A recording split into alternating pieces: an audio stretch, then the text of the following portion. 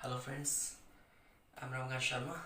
और आज हम जो लास्ट हमारे वीडियोस चल रहे थे परिसंचरण तंत्र वाले, उन्हीं को हम कंटिन्यू करेंगे। ठीक है। तो परिसंचरण तंत्र में हमने इंट्रोडक्शन देख लिया था, उसका ब्लड कॉप्सल्स देख लिए थे, प्लाज्मा देख लिया था, उसके टाइप्स देख लिए थे। और उसके बाद आज हम यहाँ देखेंगे हृदय की संरचना, स्ट्रक्चर ऑफ हार्ट। ठीक है। तो स्टार्ट करते हैं आज का टॉपिक, जिसका नाम है स्ट्रक्चर ऑफ हार्ट। तो ये जो टॉपिक है स्ट्रक्चर ऑफ हार्ट, इस टॉपिक में हम स्ट्रक्चर कहाँ उपस्थित है, निर्माण का किस जनन स्तर से हो रहा है, कैसे उसकी संरचना, उसका अध्ययन करेंगे। तो सबसे पहली बात, हृदय कैसा है। हृदय एक प्रकार का पेशीय अंग है। जिस हार्ट की या जिस हृदय की हम संरचना पढ़ रहे हैं, वो हृदय खुद कैसा है, एक पेशीय अंग है। मतलब किससे बना हुआ है, पेशियों से बना हुआ है। ठीक है। दूसरी बात, इसका निर्माण किससे हो रहा है, तो हृदय का जो निर्माण है वो हो रहा है मध्य जनन स्तर से, जिसे मेसोडर्म भी कहा जाता है। तो इसका निर्माण किससे हो रहा है, मध्य जनन स्तर से। ठीक है, मेसोडर्म से। उसके बाद इसकी उपस्थिति, मतलब हृदय कहाँ उपस्थित है, तो ये देखा जाता है कि हृदय जो है वो दोनों फेफड़ों के बीच में, मनुष्य का जो वक्ष स्थल होता है, कहाँ उपस्थित होता है, ये वक्ष स्थल पर, वक्ष स्थल में थोड़ा से कैविटी में होता है, वक्ष गुहा में होता है, या वक्ष स्थल पर पाया जाता है। स्थल ना कहे, वक्ष गुहा कहे तो ज़्यादा सही रहेगा वैसे, कि कहाँ उपस्थित होता है, वक्ष गुहा में, थोड़ा से कैविटी के अंदर। ठीक है। कहाँ उपस्थित हो गया, थोड़ा से कैविटी में। कौन, हृदय। और कहाँ पाया जाता है, दोनों फेफड़ों के बीच में। जो दो फेफड़े हैं उन दोनों फेफड़ों के बीच में। फेफड़ों को लंग्स या फुफ्फुस भी कहा जाता है। तो कहाँ पाया जाता है, दोनों फेफड़ों के बीच में पाए जाते हैं। तो उस जगह को जहां पर ये पाया जाता है दोनों फेफड़ों के बीच में, उसे कहते क्या है, उसे कहते हैं फुफ्फुस मध्यावकाश। जैसे एक फेफड़ा ये हो गया आपका, एक फेफड़ा आपका ये हो गया। तो ये दोनों फेफड़ों के बीच में पाया जाता है, लेकिन थोड़ा सा बाईं तरफ। ध्यान रखना, पोजीशन के बेसिस पे अगर देखा जाए तो ये हमारा राइट पार्ट है, सॉरी लेफ्ट पार्ट है, और ये हमारा राइट पार्ट है। ये लेफ्ट पार्ट है बॉडी के अकॉर्डिंग, और ये हमारा कौन सा पार्ट है, राइट पार्ट।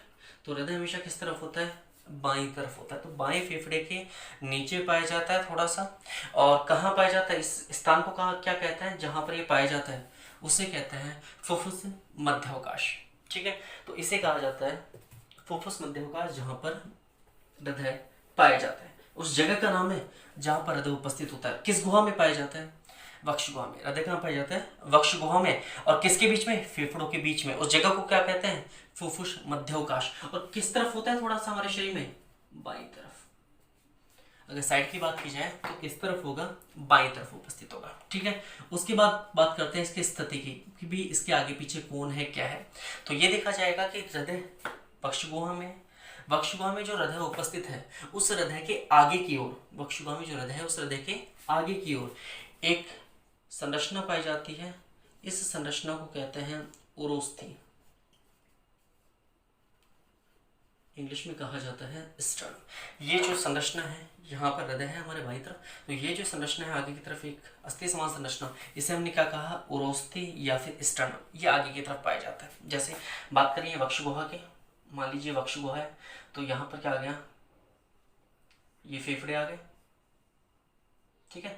फेफड़ों में ये बायां फेफड़ा हो गया, और यहाँ पर क्या उपस्थित है, हृदय। तो इसके आगे ये जो हृदय है, जिस हृदय की हम बात कर रहे हैं, उसके आगे यहाँ पर क्या उपस्थित होगी, उरोस्थी उपस्थित होगी या फिर स्टर्नम उपस्थित होगा। ठीक है। इसी प्रकार ये वक्ष गुहा है, तो वक्ष गुहा के नीचे वाली गुहा को हम क्या कहते हैं, उदर गुहा, एब्डोमिनल कैविटी। ये थोरेसिक कैविटी है, ये एब्डोमिनल कैविटी है। जहां पर हमारा उदर उपस्थित है उसे उदर गुहा कहा जाता है। तो ये हो गया वक्ष गुहा, ये उदर गुहा। दोनों गुहाओं के बीच में एक और संरचना पाई जाती है। इस संरचना को कहते हैं डायफ्राम इंग्लिश में, और हिंदी में कहते हैं तलुपट। तो हृदय के नीचे की तरफ, उदर गुहा से ऊपर की तरफ, तो क्या पाया जाएगा, तनुपट पाया जाएगा या डायफ्राम पाया जाएगा। जबकि हृदय के आगे की तरफ क्या पाई जाएगी, एक टाई जैसी संरचना यहाँ पर पाई जाती है। इस टाई जैसी संरचना को क्या कहते हैं? उरोस्थी कहते हैं। ठीक है, तो दो संरचनाएं उपस्थित होंगी, आगे की तरफ क्या पाई जाएगी? उरोस्थी, और नीचे की तरफ क्या पाया जाएगा? डायफ्राम या फिर तनुपट। तो ये इसकी क्या हो गई? स्थिति। उसके बाद देखते हैं इसकी संरचना, कि हृदय की संरचना कैसी होती है। तो जिस हृदय की हम बात कर रहे हैं वह हृदय एक विशेष प्रकार के पेशीय संरचना से निर्मित होता है। ये एक प्रकार का पेशीय अंग होता है। जैसे जनरली इसका डायग्राम बना के बताते हैं आपको, जैसे समझने के लिए। जैसे मान लीजिए आपका हृदय है,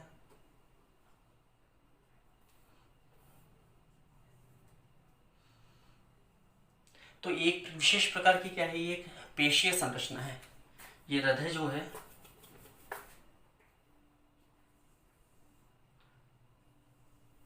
वो एक विशेष प्रकार की क्या है? पेशीय संरचना, जिसके सबसे बाहर की ओर आवरण पाया जाता है। इस आवरण को कहते हैं हृदयावरण, हृदय का आवरण या फिर हृदयावरण, पेरिकार्डियम से कहा जाता है। ठीक है, हृदय जो है चारों तरफ से एक आवरण से घिरा हुआ है। इस आवरण को हमने क्या कह दिया? हृदयावरण कह दिया या पेरिकार्डियम कह दिया, जिसके अंदर एक द्रव उपस्थित होता है। ये जो आंतरिक भित्ति है और ये जो बाह्य भित्ति है, इन दोनों के मध्य का उपस्थित होता है, एक द्रव उपस्थित होता है, जिससे कहते हैं परिहृदय तरल। इंग्लिश में कहा जाता है पेरिकार्डियल फ्लूइड। तो सबसे बाहर एक आवरण है जिसे हम हृदय आवरण या पेरिकार्डियम कह रहे हैं, और उन जो भी इसके इस तरह ये जो भित्तियां हैं उसके अंदर एक द्रव भरा है, जिसे हम क्या कह रहे हैं? परिहृदय तरल। ये जो परिहृदय तरल होता है, ये परिहृदय तरल इस हृदय की क्या करता है? सुरक्षा। कैसे करता है? कि जब हृदय में संकुचन होगा तो संकुचन के समय आसपास के अंगों से हृदय का घर्षण ना हो, या अगर घर्षण हो तो हृदय क्षतिग्रस्त ना हो, उससे बचाने का कार्य कौन करता है? परिहृदय तरल। यानी कि क्या कर रहे हैं? हृदय की सुरक्षा कर रहे हैं। ठीक है, तो हम पढ़ रहे हैं संरचना। किसकी संरचना पढ़ रहे हैं? हृदय की संरचना। तो हृदय की संरचना को थोड़ा डिटेल में लेते हैं पूरा अच्छे से। ये आपने देख लिया कि हृदय कैसे अंग है? पेशीय अंग है। निर्माण किससे हो रहा है? मेसोडर्म के द्वारा होते हैं। उपस्थिति कहाँ उपस्थित है? वक्ष गुहा में। किसके बीच में उपस्थित है? दोनों फेफड़ों के बीच में। उस अवकाश को क्या कहा जाता है जहाँ पर ये उपस्थित होता है? फुफ्फुस मध्यावकाश, मिडस्ट्रीम जो अवकाश होता है उसे कहा जाता है। और स्थिति अगर देखा जाए तो हृदय के आगे की तरफ ट्राइनोमा संरचना है, जिसे उरोस्थी कह रहे हैं। नीचे की तरफ ये जो वक्ष गुहा है उसके नीचे उदर गुहा उपस्थित होती है।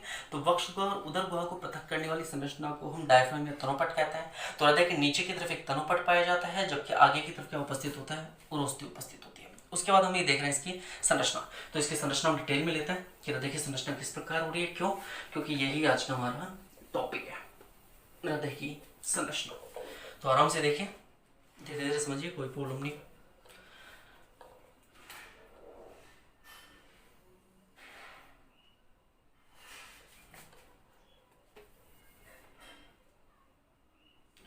थोड़ा छोटा बनाते हैं जो अच्छे से लेबलिंग भी हो जाएगी। ये थोड़ा सा रफली बना दिया हमने कि ये हृदय है हमारा। ठीक है, हृदय की संरचना पढ़ा रहा हूँ आप लोगों को।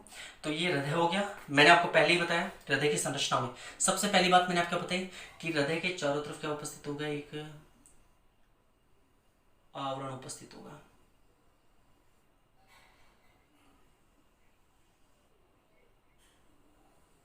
हृदय के सबसे बाहर की तरफ क्या उपस्थित है? एक आवरण। और इसी आवरण को हम क्या कह रहे हैं? हृदयावरण। हमने इसे क्या कहा? हृदयावरण या पेरिकार्डियम। ठीक है, इस आवरण में एक द्रव उपस्थित होता है। इस द्रव को हम क्या कह रहे हैं? परिहृदय तरल। क्या कर रहा है ये? सुरक्षा कर रहा है। किससे सुरक्षा कर रहा है? आसपास के जो अंग हैं उनसे होने वाले घर्षण से हृदय की क्या कर रहा है? सुरक्षा कर रहा है। ठीक है, तो सबसे बाहर क्या उपस्थित है? हृदयावरण। यह हृदयावरण किस रूप में पाया जाता है? एक तरह से भित्ति के रूप में। किस रूप में पाया जाता है? भित्ति के रूप में। तो हम ये कह सकते हैं कि ये जो सबसे बाहर का आवरण है ये एक तरह से भित्ति के रूप में पाया जाता है। और ये जो भित्ति है जो हृदय के चारों तरफ उपस्थित होती है, यह 3 स्तरों के रूप में पाई जाती है।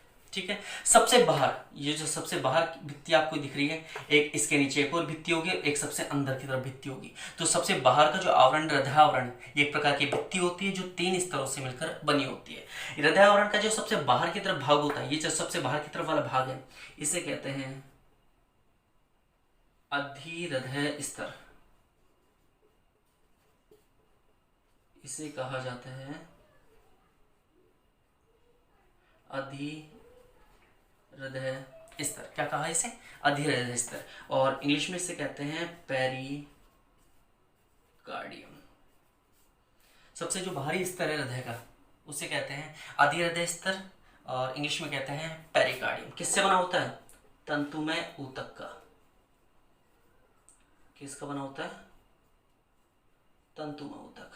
कौन सा तंतुमय ऊतक? तंतुमय संयोजी ऊतक का। ठीक है, पहला सबसे बाहरी आवरण। उसके नीचे, जैसे सबसे बाहर का ये आवरण हो गया, उसके नीचे की तरफ एक और आवरण पाए जाते हैं जिसे कहते हैं मध्य हृदय स्तर।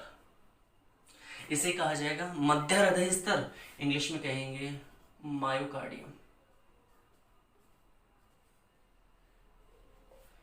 मध्य हृदय स्तर हिंदी में कहेंगे, इंग्लिश में कहेंगे मायोकार्डियम। किससे बना होगा? पेशीय तंतुओं से। किससे बना होगा? पेशीय। मुख्य रूप से जो हृदय का ज्यादातर भाग होता है वो इसी से बना होता है, और ये जो भाग है ये किससे बना हुआ है? पेशीय तंतुओं से। सबसे आंतरिक जो स्तर होगा उसे कहा जाएगा अंतः हृदय स्तर। इंग्लिश में कहेंगे इसे एंडोमेट्रियम। इंग्लिश में इसे कहा जाएगा एंडोमेट्रियम। किसका बना होगा? लचीले तंतुओं का।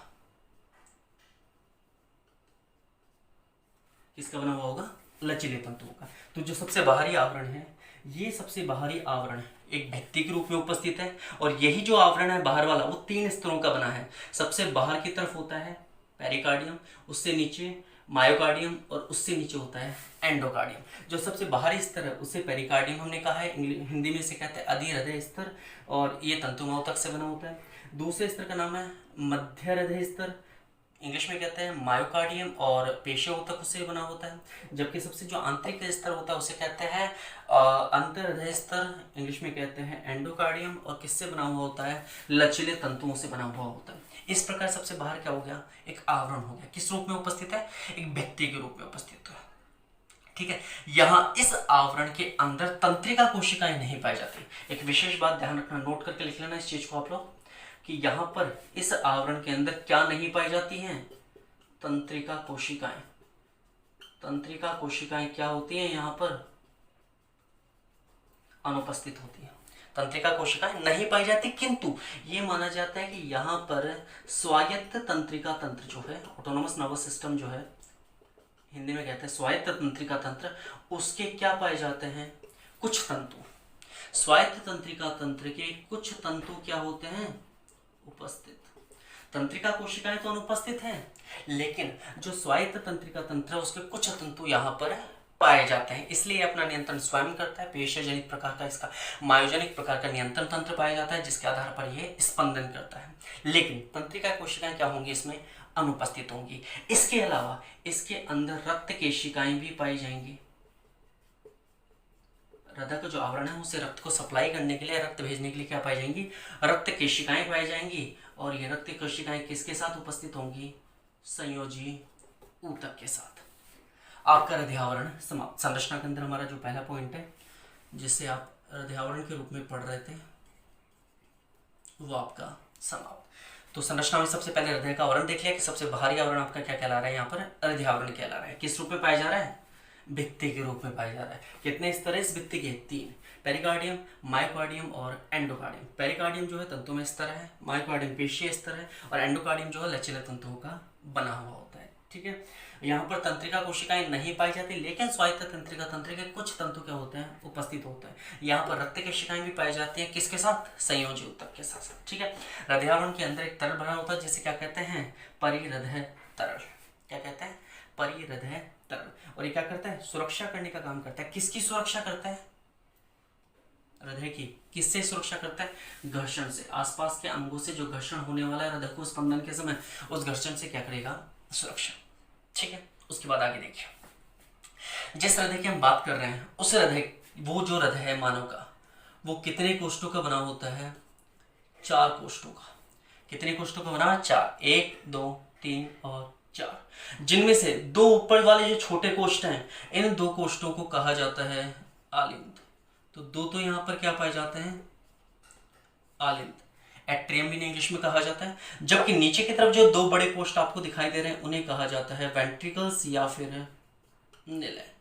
इस प्रकार 2 निलय और 2 क्या पाए जाते हैं? आलिंद। तो इस प्रकार हृदय टोटल कितने कोष्ठों का बना हुआ है? 4 कोष्ठों का। कितने कोष्ठ हो गए? 4 कोष्ठ हो गए। 4 कोष्ठों के नाम क्या हैं?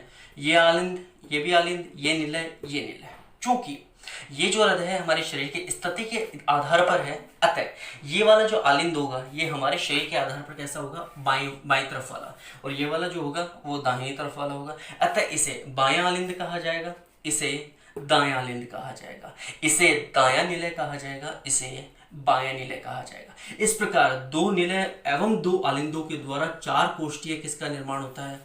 हृदय का निर्माण होता है। तो मानव का जो हृदय होता है वो कितने कोष्ठों का बना होता है? 4 कोष्ठों का। कितने आलिंद? 2, और निलय भी कितने पाए जाते हैं? 2 निलय पाए जाते हैं। ठीक है। अब ये जो बायां आलिंद, ये बायां है, ये दायां, एक बार इसकी लेवलिंग कर देते हैं थोड़ा सा। ये हृदयावरण समाप्त हो चुका है, इसको हटा देता हूं मैं।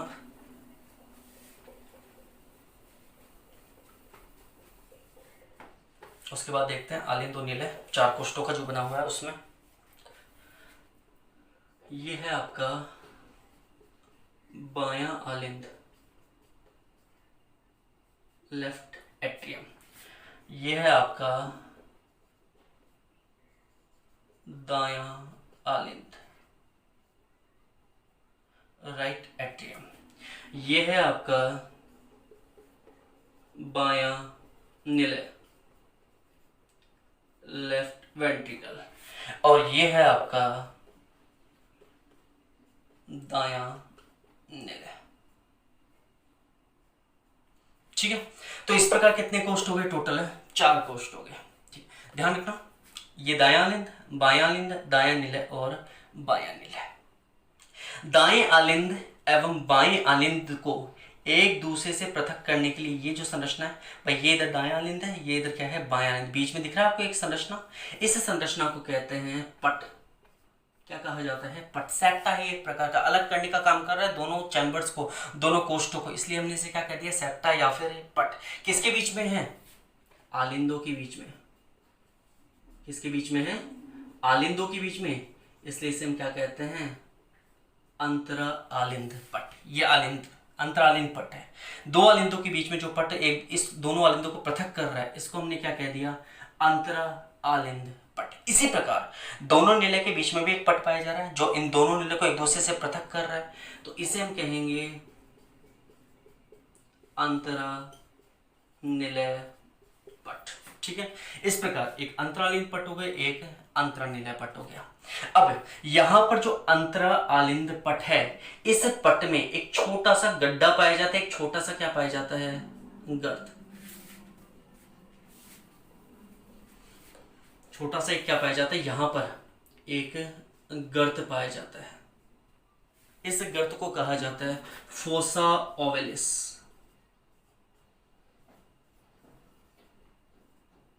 इस गर्त का नाम क्या है? Fossa ovalis. दोनों जो आलिंद है उन आलिंदों के बीच में एक पट है जिसे अंतरा आलिंद पट कहा गया है, और इस अंतरा आलिंद पट पर एक क्या पाया जाता है? गर्त। इसका नाम क्या है? Fossa ovalis. जब शिशु अवस्था होती है तो उस समय यह गर्त नहीं होता, अपितु तो एक छिद्र के रूप में पाया जाता है। कब? जब शिशु अवस्था होती है तब ये गर्त, ये तो गर्त का नाम है, लेकिन ये तब गर्त नहीं होता, बल्कि किस रूप में पाया जाता है? एक छिद्र के रूप में। उस छिद्र का नाम क्या है? Foramen Oval. उस छिद्र का नाम क्या है? Foramen Oval. कब? जब शिशु अवस्था होती है तो ये गर्त एक छिद्र के रूप में पाया जाता है। उस छिद्र का नाम क्या होता है? Foramen Oval. मतलब शुरू के अंदर जब शिशु अवस्था होती है तब एक छिद्र होता है, फिर धीरे धीरे क्या होता है? छिद्र बंद हो जाता है, सिर्फ किस रूप में रह जाता है? शेष गर्त के रूप में। गर्त का नाम क्या है? फोसा ओवलिस। ये भी इंपॉर्टेंट है, ये भी इंपॉर्टेंट है। ये छिद्र का नाम है और ये गर्त का नाम है। शुरू में ये छिद्र के रूप में होता है, लेकिन समय के साथ साथ ये किसमें बदल जाता है? गर्त में। कहां पाया जाता है? अंतरा आलिंद पट पर। ठीक है, आगे देखिए। यहाँ पर ये दायां आलिंद है, ये दायां निलय है। इन आलिंद और निलय के बीच में जिस प्रकार दो आलिंदों के बीच में अंतर आलिंद पट पाए जाते हैं, उसी प्रकार आलिंद और निलय के बीच में क्या पाए जाते हैं? आलिंद निलय पट। दोनों आलिंदों के बीच में अंतरालिंद पट, दोनों निलय के बीच में अंतरानिलय पट, और आलिंद और निलय के बीच में क्या पाए जाते हैं? आलिंद निलय पट। दाएं आलिंद और दाएं निलय के बीच में जो पट है, इस पट पर 3 कपाट उपस्थित होते हैं, वलन रूप में पाए जाते हैं, इसलिए इनका नाम है त्रिवलन कपाट। इन कपाटों को क्या कहा जाता है? त्रिवलन कपाट कहा जाता है। त्रिवलन कपाट कहां उपस्थित है? दाएं आलिंद और दाएं निलय के बीच में 3 कपाट उपस्थित है। ने क्या कह दिया? त्रिवलन कपाट। ठीक है, कोई समस्या नहीं है। आगे देखें, बाएं आलिंद एवं बाएं निलय के बीच में भी ये क्या है? आलिंद निलय पट। तो यहां भी क्या पाए जाते हैं? कपाट। लेकिन यहाँ कपाट संख्या में कितने होते हैं? 2, इसलिए नाम क्या है इनका? द्विवलन कपाट। इन्हें इंग्लिश में कहा जाता है ट्राइकस्पिड वॉल्व, इन्हें इंग्लिश में कहा जाता है बाइकस्पिड वॉल्व। सबसे इंपॉर्टेंट चीज, कभी कभी वो एग्जाम में पूछता है कि निम्न में से किन्हें मिट्रल वॉल्व भी कहा जाता है या मिट्रल कपाट भी कहा जाता है? तो ध्यान रखना, द्विवलन जो कपाट है उन्हीं का दूसरा नाम क्या है? Mitral valve. द्विवलन जो कपाट है उन्हीं का दूसरा नाम क्या है? मिट्रल वॉल्व है। ठीक है, यहां तक आपको समझ में आ गया। उसके बाद देखिए, यहां पर जो कपाट पाए जाते हैं, जैसे हम बात करें त्रिवलन कपाट और द्विवलन जो कपाट है, इन कपाटों की अगर बात करें तो ये कपाट जो होता है ये निलय से संबंधित होते हैं। किससे संबंधित है? निलय से संबंधित होते हैं। तो जब रक्त आलिंद से निलय के अंदर आता है तो ये सिर्फ और सिर्फ रक्त का परिवहन एक ही दिशा में करते हैं, आलिंद से निलय तक की तरफ ही लेके आता है, निलय से आलिंद में नहीं जाने देते हैं, क्योंकि एक ही तरफ खुलते हैं। और इन्हें ऐसा करने के लिए निलय प्रेरित करता है। क्यों? क्योंकि ये जो कपाट होता है ये अंदर की तरफ कुछ विशेष प्रकार की पेशियों द्वारा जुड़े होते हैं, और इन पेशियों को कहते हैं पैपिलरी पेशियां। इन पेशियों का नाम क्या है? पैपिलरी पेशियां। मतलब ये जो कपाट है त्रिवलन कपाट, ये निलय की तरफ छोटी छोटी पेशियों से जुड़े होते हैं, जिस कारण ये सिर्फ एक ही तरफ खुलते हैं, पलट नहीं सकते पीछे की तरफ। इन पेशियों का नाम क्या है? पैपिलरी पेशियां। तो पैपिलरी पेशियां क्या काम करती हैं? पलटने से रोकती है। किनको? द्विवलन एवं त्रिवलन कपाटों को। किसमें पलटने से रोकती है? आलिंदों में। यानी कि ये रक्त को निलय से आलिंद में नहीं जाने देती। आलिंद से निलय में तो रक्त आ जाएगा, लेकिन निलय से कहाँ नहीं जाने देगी? आलिंद में नहीं जाने देगी। ठीक है, कोई प्रॉब्लम नहीं है यहाँ पर। इसी प्रकार आगे अगर हम बात करें यहाँ पर, तो यहाँ पर इस पूरे हृदय के अंदर रक्त का क्या किया जाएगा? परिसंचरण किया जाएगा। रक्त का परिसंचरण जो मनुष्य में पाया जाता है उसे डबल सर्कुलेशन या फिर क्या कहा जाता है? दोहरा परिसंचरण। ठीक है, ये हृदय की संरचना, स्पेसिफिक संरचना। ठीक है, इस संरचना के अंदर देखिए एक और चीज बताते हैं। ये संरचना यहाँ तक हो गई। इसके अलावा यहाँ पर पीछे की तरफ से एक शिरा और आगे की तरफ से एक शिरा, बड़ी शिराएं हैं, इसलिए नाम क्या है इनका? महाशिरा। तो हृदय में पीछे की तरफ से एक शिरा पीछे की तरफ से आ रही है, इसलिए इस महाशिरा का नाम क्या हो गया? पश्चिमाशिरा। ये शिरा कहां से आ रही है? आगे की तरफ से, इसलिए नाम क्या हो गया? अग्र महाशिरा। तो 2 महाशिराएं किस में प्रवेश करती हैं? दाएं आलिंद में। ठीक है, इस चीज को भी देखते हैं दोबारा एक बार। पहले संरचना देख लेते हैं, फिर कौन कौन कहां से कैसे कैसे आ रहे हैं वो देखेंगे अच्छे से। ठीक है, आप तो सिर्फ संरचना पे कॉन्सेंट्रेट कीजिए। अभी सबसे बाहर क्या है? हृदयावरण कितने भित्तियों से बना होता है? 3 भित्तियों से, पेरी, मायो और एंडो। ठीक है, 3 हो गए। सबसे बाहर की तरफ तंतु में स्तर हो गया, फिर पेशियों तक का स्तर हो गया, फिर लचीले तंतुओं का स्तर हो गया। ठीक है, सबसे बाहर वाली भित्ति हो गई, जिसके अंदर तंत्रिकाएं उपस्थित है। तंत्रिकाएं नहीं है, लेकिन स्वायत्त तंत्रिका तंत्र के कुछ तंतु पाए जाते हैं। इसके अलावा यहाँ पर रक्त केशिकाएं भी पाई जाती हैं, और रक्त केशिकाएं किसके साथ उपस्थित होती है? संयोजी ऊतक के साथ। उसके बाद हमने बताया कि हृदय कितने कोष्ठों का बना हुआ है? 4 कोष्ठों का। 2 क्या पाए जाते हैं? आलिंद। 2 क्या होंगे यहाँ पर? निलय। ठीक है, हमारे शरीर की स्थिति के आधार पर ये बायां आलिंद है, ये बायां निलय है, ये दायां आलिंद है, ये दायां निलय। इस प्रकार टोटल कितने कोष्ठ हो गए? 4। और इन्हीं 4 कोष्ठों से मिलकर हमारे हृदय का निर्माण होता है। ठीक है, ये जो दायां अलिंद है, ये दायां अलिंद, ये बायां अलिंद, ये दाएं निलय और ये बाएं निलय, तो दोनों अलिंदों के मध्य एक पट पाया जाता है जिसे अंतरा अलिंद पट कहा जाता है। उसी प्रकार दोनों निलय के मध्य में भी एक पट पाया जाता है जिसे अंतरा निलय पट कहा जाता है।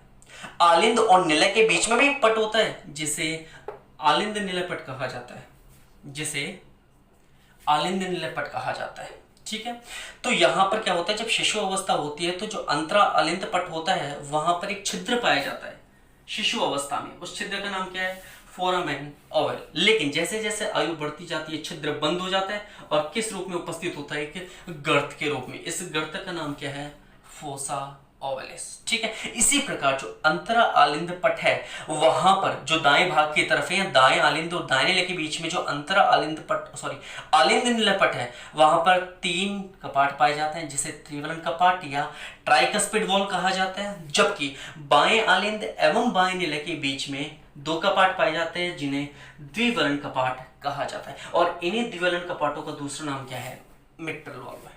ठीक है, ये कुछ यहाँ पर स्थितियां होगी। इसके अलावा जो ये कपाट हैं, द्विवलन कपाट और त्रिवलन कपाट, इन कपाटों का सीधा संबंध निलय के साथ होता है, वेंट्रिकल्स के साथ होता है। क्यों?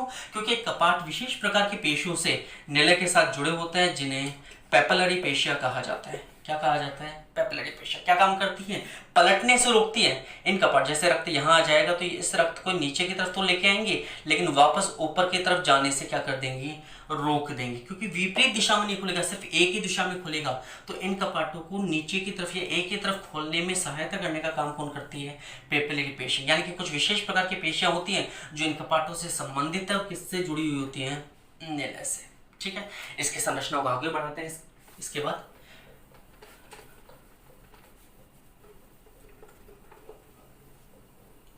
तो हम देख रहे थे हृदयावरण देख लिया, हृदय के 4 कोष्ठ देख लिए। उसके बाद देखिए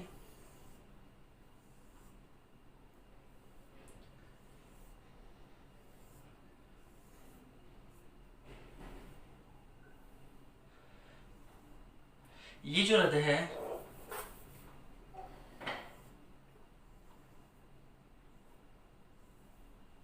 इस हृदय में बता चुका हूं ये कौन सा भाग है, दायां या बायां, बायां भाग। ये बायां अलिंद है, ये दायां अलिंद है, ये दायां निलय है, ये बायां निलय। बताने की जरूरत नहीं है, दोबारा ध्यान रखना। ठीक है, अब देखते हैं एक बार कि हृदय कैसे काम कर रहा है। हृदय के अंदर एक बार छोटा सा बता देता हूँ, दायां अलिंद, दायां निलय, बायां अलिंद, बायां निलय, अंतरालिंद पट, अंतरा निलय पट, आलिंद निलय पट, आलिंद निलय पट। यहाँ पर कितने त्रिवलन कपाट, यहाँ पर द्विवलन कपाट। द्विवलन कपाटों का दूसरा नाम मिट्रल वॉल्व। ठीक है, आगे देखिए हृदय क्या कर रहा है, परिसंचरण का कार्य कर रहा है। हृदय क्या कार्य कर रहा है, परिसंचरण का। और मनुष्य में जो परिसंचरण पाया जाता है उस परिसंचरण को क्या कहते हैं, दोहरा परिसंचरण या डबल सर्कुलेशन। ठीक है, दोहरा परिसंचरण या डबल सर्कुलेशन। तो कैसे होता है या कैसे इसकी संरचना इसमें सहायता करते हैं वो भी आपको बता देते हैं। एक बार देखें, इस हृदय में शरीर के अग्रभाग से एवं शरीर के पश्च भाग से 2 शिराएं, जिन्हें क्रमशः महाशिरा कहा जाता है। शरीर के अग्रभाग से आने वाली महाशिरा को अग्र महाशिरा कहते हैं, जबकि शरीर के पश्च भाग से आने वाली महाशिरा को पश्च महाशिरा कहा जाता है।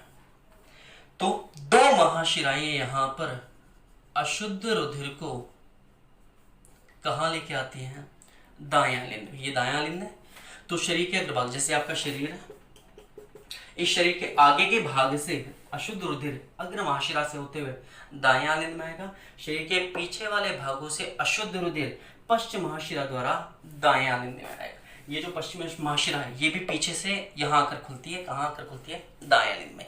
यानी कि इस दाएं अलिंद में अभी कैसा रुधिर आ गया है, अशुद्ध रुधिर आ गया। ठीक है, जब रुधिर महाशिराओं के द्वारा दाएं अलिंद में छोड़ दिया जाता है या भेज दिया जाता है तो पुनः यह रुधिर इन शिराओं में ना चला जाए, इससे बचाव के लिए इन शिराओं में क्या पाए जाते हैं, पेशीय वलन।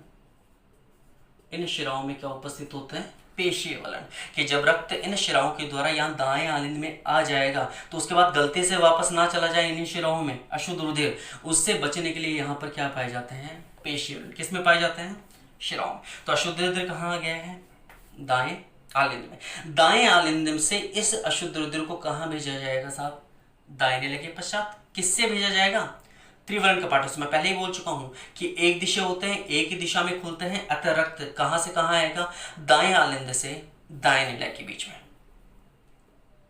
ये आपकी पश्चिमाशिरा हो गई थी। तो आ गया, दाएं निलय में आ गया। तो दाएं निलय से एक बहुत बड़ा एक ट्रंक निकलता है, कांड निकलता है। इस कांड को कहा जाता है फुफ्फुस कांड। क्या कहा जाता है इसे? फुफ्फुस कांड। ध्यान रखना, नाम क्या है इसका? फुफ्फुस कांड। पल्मोनरी ट्रंक कहा जाता है, फुफ्फुस कांड कहा जाता है। यह कांड आगे चलकर दो छोटी छोटी धमनियों में विभक्त हो जाता है। इन धमनियों को कहते हैं फुफ्फुस धमनियां। क्या कहा जाता है? फुफ्फुस धमनियां। फुफ्फुस धमनियों के द्वारा दाएं निलय में उपस्थित है, फुफ्फुस धमनियों के द्वारा दाएं निलय में उपस्थित अशुद्ध रुधिर को बाहर निकाला जाता है और कहां तक प्रवाहित किया जाता है? यह रुधिर यहां से जाएगा और कहां तक जाएगा? फेफड़ों तक। इसे कहां तक परिसंचित किया जाएगा? फेफड़ों तक परिसंचित किया जाएगा। फेफड़ों में यह अशुद्ध रुधिर जो आया है, फुफ्फुस धमनियों में कैसा रुधिर उपस्थित है? अशुद्ध रुधिर उपस्थित है। नाम धमनियां है, धमनियों के द्वारा शुद्ध रुधिर का परिवहन किया जाता है। लेकिन यहाँ पर फुफ्फुस धमनियां क्या है? अपवाद। किस रुधिर का परिवहन करती है? अशुद्ध रुधिर का। तो दाएं निलय से अशुद्ध रुधिर इन फुफ्फुस धमनियों से होते हुए कहाँ जाता है? फेफड़ों में। फेफड़ों में इस रुधिर का क्या होता है? शुद्धिकरण। शुद्धिकरण का मतलब क्या है? शुद्धिकरण का मतलब सिर्फ इतना सा है कि जो अशुद्ध रुधिर में उपस्थित CO2 है उसे तो रक्त से बाहर निकाल दिया जाएगा और फेफड़ों में जो O2 उपस्थित है उसे रक्त के अंदर ले लिया जाएगा। CO2 का निष्कासन कर लिया जाता है और ऑक्सीजन को क्या कर लिया जाता है? अवशोषित। इसी क्रिया को हम क्या कहते हैं? शुद्धिकरण। हो गया शुद्ध रुधिर। उसके बाद रुधिर के शुद्धिकरण के साथ ही यहां से पुनः एक छोटी सी नलिका निकलेगी और ये नलिका शुद्ध रुधिर को कहां लेके आएगी? बाएं निलय, बाएं आलिंद के पास। ये बाएं आलिंद है, ठीक है। इसे क्या, जो शुद्ध रुधिर को, कौन सा रुधिर आ रहा है इसके अंदर? शुद्ध रुधिर कहां से आ रहा है? फेफड़ों से। कहां तक आ रहा है? बाएं आलिंद के पास। तो फेफड़ों से बाएं आलिंद तक शुद्ध रुधिर का परिवहन करने के लिए क्या पाई जाती है? फुफ्फुसीय शिरा। यहां भी वही बात है कि शिराओं के द्वारा सामान्यतः अशुद्ध रुधिर का परिवहन किया जाता है, लेकिन फुफ्फुसीय शिरा क्या है? अपवाद है। किस रुधिर का परिवहन करेगी? शुद्ध रुधिर का। तो शुद्ध रुधिर अब फुफ्फुसीय शिरा के द्वारा कहां आ चुका है? बाएं आलिंद में। बाएं आलिंद से कहां जाएगा? इन मेट्रल वॉल्व या द्विवलन कपाटों से होते हुए बाएं निलय में। ये बाएं आलिंद है तो बाएं निलय में आ जाएगा। अब बाएं निलय से इस बाएं निलय से एक बहुत बड़ी धमनी बाहर निकलती है। इस बड़ी धमनी को कहा जाता है महाधमनी। शरीर की सबसे बड़ी धमनी का नाम क्या है? महाधमनी। वैसे इसका नाम पृष्ठ महाधमनी कहा जाता है, लेकिन ये शरीर की सबसे बड़ी धमनी है, ठीक है। कहां से निकल रही है? बाएं निलय से। तो बाएं निलय से निकलने वाली महाधमनी के द्वारा शुद्ध रुधिर को कहां भेज दिया जाता है? शरीर में भेज दिया जाता है, ठीक है। ये बात समझ में आ रही है। एक और चीज यहां पर देखिए, फुफ्फुस जो कांड है, जिस फुफ्फुस कांड की हम बात कर रहे हैं, और जो महाधमनी है, ये जो फुफ्फुस कांड है और ये जो महाधमनी है, इन दोनों फुफ्फुस कांडों में और महाधमनियों के अंदर कपाट पाए जाते हैं। इन कपाटों को कहते हैं अर्धचंद्राकार। फुफ्फुस कांड था और जो महाधमनी थी, इनके बीच में हमने कहा कि महाधमनी जैसे ही रक्त जो शुद्ध हुआ फेफड़ों में, रुधिर का जो शुद्धिकरण हुआ फेफड़ों में, उस शुद्धिकरण के बाद जो शुद्ध रुधिर था वो फुफ्फुसीय शिरा के द्वारा बाएं निलय में आया। बाएं निलय से द्विवलन कपाट या मिट्रल वाल्व के द्वारा होते हुए बाएं निलय में गया, बाएं आलिंद में आया, बाएं निलय में गया। उसके बाद बाएं निलय से एक बहुत बड़ी धमनी बाहर निकलती है। इस बहुत बड़ी धमनी को हमने क्या कह दिया? महाधमनी। इसी शरीर की सबसे बड़ी धमनी कह दिया। तो यह महाधमनी क्या करती है? ये जो शुद्ध रुधिर होगा अब बाएं निलय में, उस शुद्ध रुधिर को कहाँ लेके जाएगी? शरीर के पास। तो महाधमनी इस बाएं निलय से शुद्ध रुधिर को कहां लेके जा रही है? शरीर के पास। मैं आपको बता रहा था कि ये जो फुफ्फुस कांड होता है, ये फुफ्फुस कांड हो गया, और ये महाधमनी होगी। इन दोनों में रक्त वापस न जाए, भाई शुद्ध रक्त अब क्या जाएगा शरीर के पास, यहां से कहां जाएगा फेफड़ों के पास। तो ये वापस ना आए कि महाधमनी से वापस हृदय में ना जाए और फुफ्फुस धमनी से वापस हृदय में ना जाए, तो इसे रोकने के लिए यहाँ पर छोटे छोटे कपाट पाए जाते हैं। इन कपाटों को क्या कहते हैं, अर्धचंद्राकार कपाट। तो प्रत्येक फुफ्फुस कांड में एवं महाधमनी में 3-3 अर्धचंद्राकार कपाट पाए जाते हैं। इसी प्रकार मैं बता चुका आप लोगों को कि शिराओं में भी वापस रक्त को जाने से रोकने के लिए क्या पाए जाते हैं, छोटे छोटे वलन। इन वलनों को क्या कहा जाता है, पेशीय वलन कहा जाता है। ठीक है, तो शिराओं में पेशीय वलन पाए जाते हैं, जबकि फुफ्फुस कांड एवं महाधमनी के अंदर क्या पाए जाते हैं, अर्धचंद्राकार कपाट। जबकि आलिंद और निलय के मध्य क्रमशः त्रिवलन एवं द्विवलन कपाट पाए जाते हैं। ये क्या करते हैं, रक्त का नियमन करते हैं कि कौन सा रक्त कहाँ जाना है कहाँ नहीं जाना। तो इस प्रकार महाधमनी से शुद्ध रुधिर कहाँ आ चुका है, शरीर में आ चुका है। तो हृदय जो है यहाँ पर क्या कर रहा है, हृदय यहाँ पर रक्त का परिसंचरण कर रहा है। देखो, अशुद्ध रक्त का परिसंचरण कर रहा है, अशुद्ध रक्त का परिसंचरण कर रहा है, शुद्ध रक्त का परिसंचरण कर रहा है, शुद्ध रक्त का परिसंचरण कर रहा है। ठीक है, तो क्या कर रहा है, रक्त का परिसंचरण कर रहा है। क्या कर रहा है, परिसंचरण कर रहा है। किसका कर रहा है, रक्त का। अब ये परिसंचरण कितनी बार करता है, 2 बार, इसलिए इस परिसंचरण को क्या कहते हैं, दोहरा परिसंचरण। हृदय के द्वारा मानव शरीर के अंदर जो परिसंचरण दर्शाया जा रहा है उसका नाम क्या है, दोहरा परिसंचरण। अब आप पूछोगे भाई दोहरा परिसंचरण कैसे, तो देखिए, एक बार आपके शरीर, जैसे आपका शरीर है, आपके शरीर में उपस्थित है जितना भी अशुद्ध रुधिर है। अशुद्ध रुधिर कैसे बना, भाई आपके शरीर, जैसे आपने भोजन किया, भोजन अवशोषित होने के बाद पाचन वचन सबके पश्चात अवशोषित होकर कहाँ गया, कोशिकाओं के पास। कोशिकाओं में उसका क्या हुआ, उसका कोशिकाओं में दहन हुआ, जिसके फलस्वरूप ऊर्जा उत्पन्न हुई। दहन के फलस्वरूप CO2 बनी। CO2 किस में घुल गई, रक्त में। जब CO2 रक्त में घुल गई या कुछ अन्य पदार्थ जो थे जैसे कि उत्सर्जित पदार्थ थे वो जब रक्त में घुल गए तो रक्त कैसा बन गया, अशुद्ध। तो जब आपका रक्त अशुद्ध हो जाता है तो यह अशुद्ध रक्त अग्र एवं पश्चिम महाशिरा के द्वारा कहाँ आता है, आपके दाएं आलिंद में। तो एक तो आती है अग्र महाशिरा और एक शरीर के पीछे से आती है पश्चिम महाशिरा। इन दोनों के द्वारा कहाँ जाएगा, दाएं आलिंद में।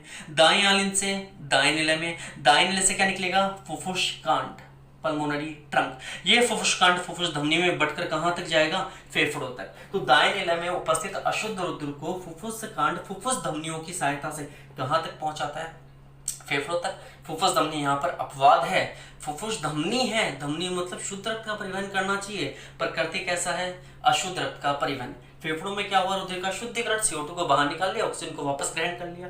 शुद्ध रुधिर फुफ्फुसीय शिरा के द्वारा वापस कहाँ गया, बाएं आलिंद में। शिरा है, अशुद्ध रुधिर का परिवहन करना चाहिए पर किसका करेगी, शुद्ध रुधिर का।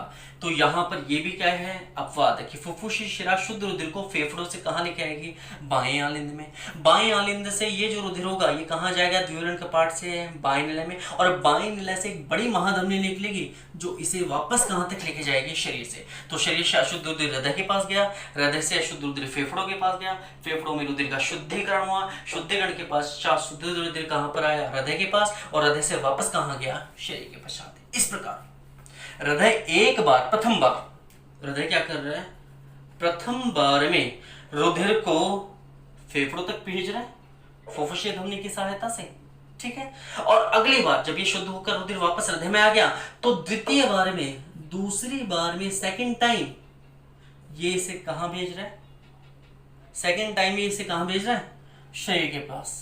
ठीक है, तो एक बार तो ये हृदय जो है वो रुधिर को शुद्धिकरण के लिए फेफड़ों के पास भेज रहा है, और एक बार शुद्ध रुधिर जब हृदय में आ जाता है तो इसे किसके पास भेज रहा है, शरीर के पश्चात। सेकंड टाइम में शरीर के पास भेज रहा है, और जो फर्स्ट टाइम हो रहा है उसमें किसके पास भेज रहा है, फेफड़ों के पास। तो एक बार हृदय फेफड़ों को रक्त सप्लाई कर रहा है, दूसरी बार शुद्ध रुधिर सप्लाई कर रहा है शरीर में। इस प्रकार हृदय के द्वारा रक्त 2 बार गुजर रहा है, एक बार गुजरा फिर दूसरी बार गुजरा।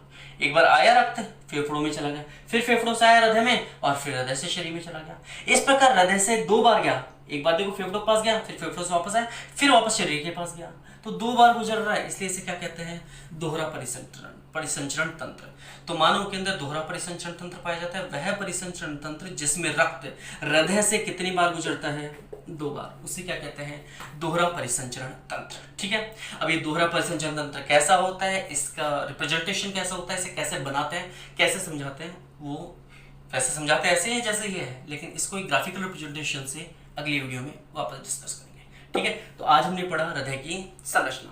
हृदय एक पेशी अंग होता है, हृदय का निर्माण मेसोडर्म के द्वारा होता है। हृदय की स्थिति जो है वो वक्षीय गुहा में होती है और फुफ्फुस के मध्य होती है, फुफ्फुस मध्यावकाश के बीच में पाया जाता है। आगे की तरफ स्टर्नम होता है, नीचे की तरफ डायफ्राम होता है, एक हृदयावरण होता है, 3 भित्तियों का बना होता है, पेरिकार्डियम, मायोकार्डियम और एंडोकार्डियम, जिसके अंदर तंत्रिका कोशिकाएं नहीं पाई जाती है, किंतु रुधिर केशिकाएं एवं संयोजी ऊतक उपस्थित होता है और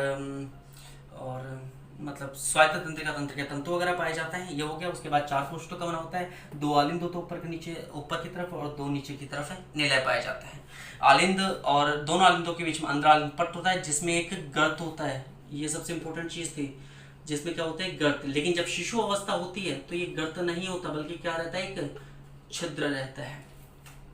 फोसा ओवलिस, फोरामेन ओवल, दोनों के नाम ध्यान रखना। छिद्र रहेगा तो फोरामेन ओवल रहेगा, और गर्त रहेगा तो फोसा ओवलिस रहेगा। ठीक है, उसके बाद हमने इसका परिसंचरण बताया कि कैसे इसके अंदर शिराएं अशुद्ध रुधिर को लेकर आएंगी। ये जो दायां भाग होता है इसमें हमेशा अशुद्ध रुधिर रहता है, बाएं भाग में हमेशा शुद्ध रुधिर रहता है। तो अग्र और पश्चिम शिराओं के द्वारा अशुद्ध रुधिर को दाएं आलिंद में लाया जाता है, दाएं आलिंद से दाएं निलय में जाता है, फिर फुफ्फुसीय धमनी से फेफड़ों में जाता है, यहाँ शुद्धिकरण होता है, फेफड़ों से फुफ्फुसीय शिराओं द्वारा बाएं आलिंद में आता है, बाएं आलिंद से बाएं निलय में जाता है, और बाएं निलय से महाधमनी के द्वारा वापस कहाँ भेज दिया जाता है, संपूर्ण शरीर में। इस प्रकार यहाँ पर क्या किया जाता है, दोहरा परिसंचरण। ठीक है, इस दोहरे परिसंचरण को स्टार्ट करते हैं नेक्स्ट वीडियो में। Thank you.